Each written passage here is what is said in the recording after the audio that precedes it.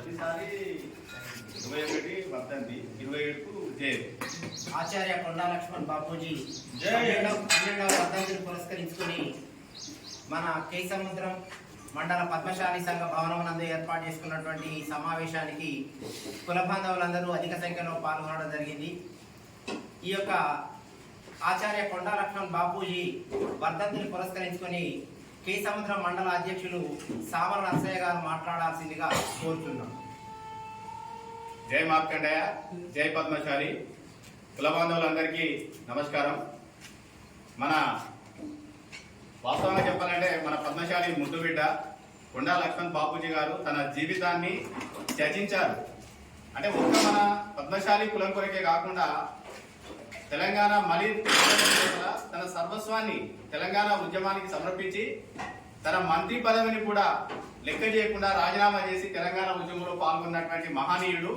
అలాంటి మహనీయుని అడుగుజాడ లోపల ముఖ్యంగా మనం పద్మశాలి కులస్తుడైనందుకు మనం అందరం కూడా అతని అడుగుజాడల్లో నడిచి అతని యొక్క ఆశయాలను ముందుకు తీసుకెళ్లాలని కోరుకుంటూ ఈ యొక్క ముఖ్యంగా జై కొండా లక్ష్మణ్ బాపూజీ, సాధిద్దాం కొండా లక్ష్మణ్ బాపూజీ ఆశయాలను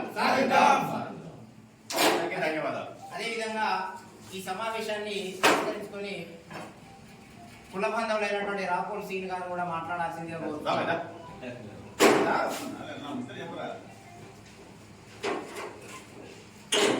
కొండా లక్ష్మణ్ బాపూజీ 12వ వర్ధంతి కార్యక్రమాన్ని చేసిన కుల బాంధవులందరూ కూడా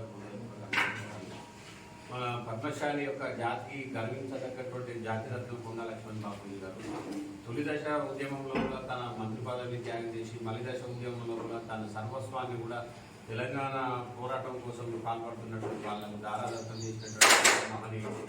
అలాగే మన స్వాతంత్ర ఉద్యమంలో పాల్గొన్న బాపూజీ అనే ఒక పేరు ఒక గాంధీజీకే ఉన్నది. దాని తర్వాత బాపూజీ అనేటువంటి నామధేయం మన కొండా లక్ష్మణ్ బాపూజీ గారికి దక్కింది. అంతా గొప్పటి మహనీయుడు. మన వాళ్ళ యొక్క ఆశయాలను మనం ముందుకు తీసుకెళ్లాల్సిన అవసరం ఉంటుంది.